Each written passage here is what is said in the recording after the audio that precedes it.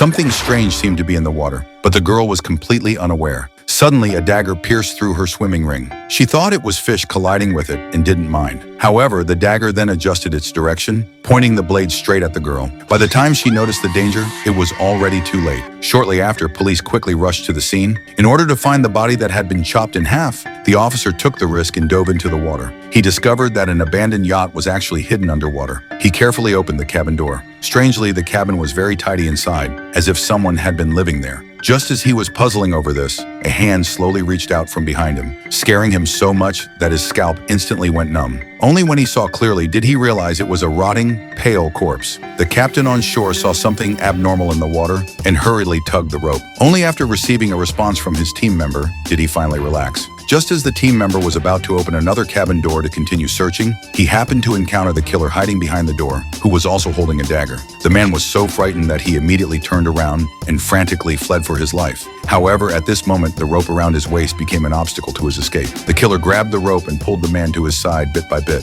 At this time, the police on shore noticed that a large amount of bubbles suddenly emerged from the water, and realizing something was wrong, they quickly pulled on the rope. They finally managed to pull their team member to shore, only to discover that he had been stabbed multiple times and was no longer breathing. The police chief was instantly enraged upon seeing this. He immediately ordered the complete blockade of all exits from the river. Then he urgently called in 100 water pumps, planning to drain the river and capture the killer. However, when the river water gradually reached the bottom, the scene at the riverbed made his face change dramatically.